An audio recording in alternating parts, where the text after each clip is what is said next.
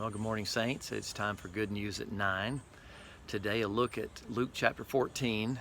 In Luke chapter 14, Jesus says that we must hate our mother, our father, our brothers, our sisters, and everyone else in comparison to him. So Jesus loves haters. Now, we do understand that Jesus doesn't literally mean that we are to hate other people. That would be antithetical to the gospel. So what does he mean? He means that we must love him first and foremost. If we think of this in terms of marriage, remember the example of marriage is that a man will leave his family, a woman will leave her family, and they will cleave to each other.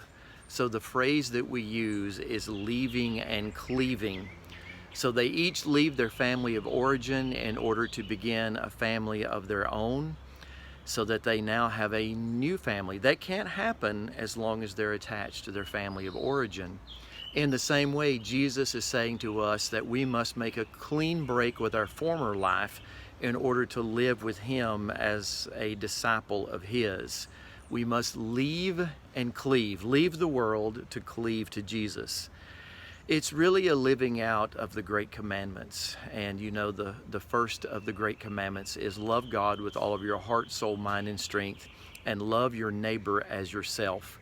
So that's what Jesus is calling us to do, to hate our former life in the sense of leaving that to form a first and prioritized love with Jesus, loving Jesus with all of our heart, soul, mind, and strength.